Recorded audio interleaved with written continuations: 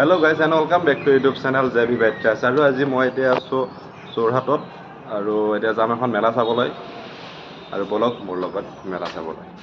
আৰু গাইজ আমাৰ ৰুমটোৰ কাষত এটা বঢ়িয়া ভিউ পইণ্ট আছে আৰু চাওক এই বিল্ডিঙৰ মাজত মাজে কি বঢ়িয়া বঢ়িয়া সেউজীয়া পৰিৱেশ।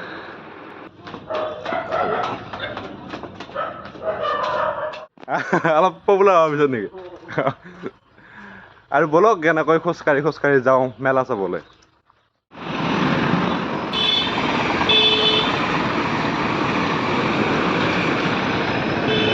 যাবি নেকি এবাৰ? আৰু গাইজ এইখন হৈছে য়ামাহা ডিলাৰ। আৰু গাইজ এতিয়া যাম এখন জিমৰ ভিতৰত, ভাবছোঁ বডিটো অলপ বনাই লওঁ নেকি।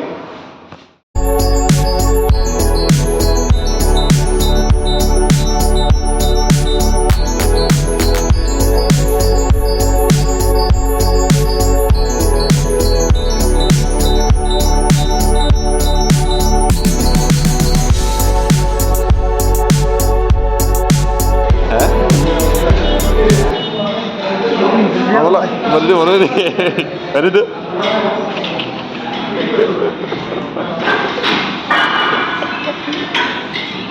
আৰু পাঞ্জলা জইন কৰিব কালিৰ পৰা।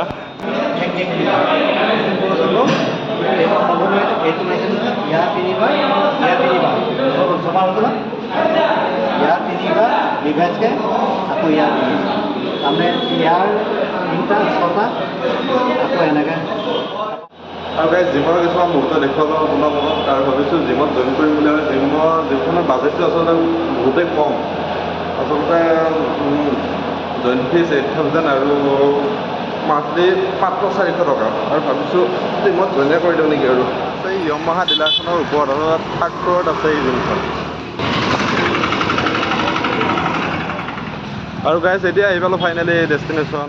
চাওক আপোনালোকে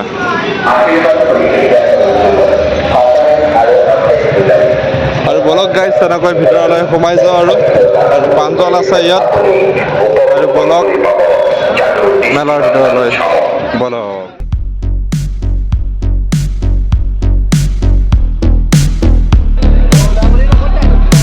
আৰু মেলাৰ ভিতৰত থাকিবলৈ এটা টিকেট কাটিব লাগে আৰু প্ৰাঞ্জলে ৰখি আছে টিকেট কাউণ্টাৰত। আৰু বলক 10 টকীয়া টিকেট লৈ মেলাৰ ভিতৰলৈ।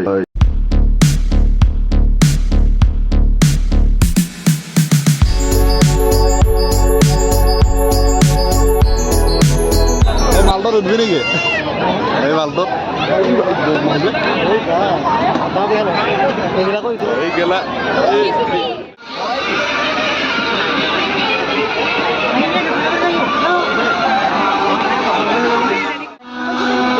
দাদা কেই টকা দাদা? 50 কি বস্তুটো কি এইটো?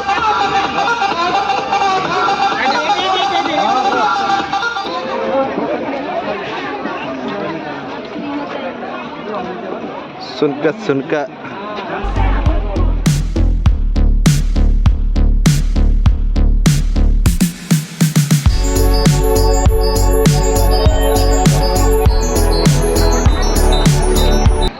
প্ৰাঞ্জল ভাবছা নেকি ইয়াতে ট্ৰাই কৰিম বুলি একবাৰ?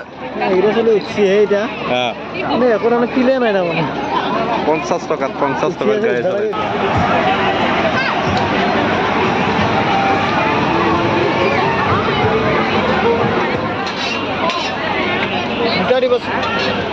এইটো দুটা দিব হা।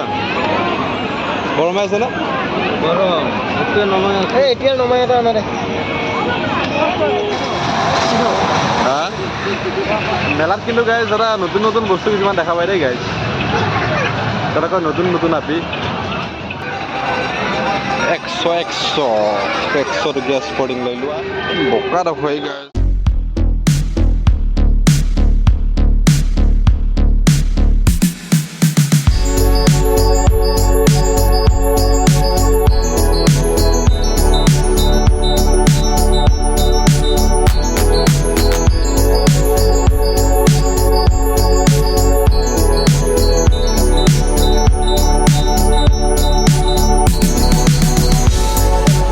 যেনেকৈ মেলাক বাই দি ওলাই আহিলোঁ আমি আৰু এতিয়া এটা আইচক্ৰীম খাই গৈ থাকোঁ আৰু।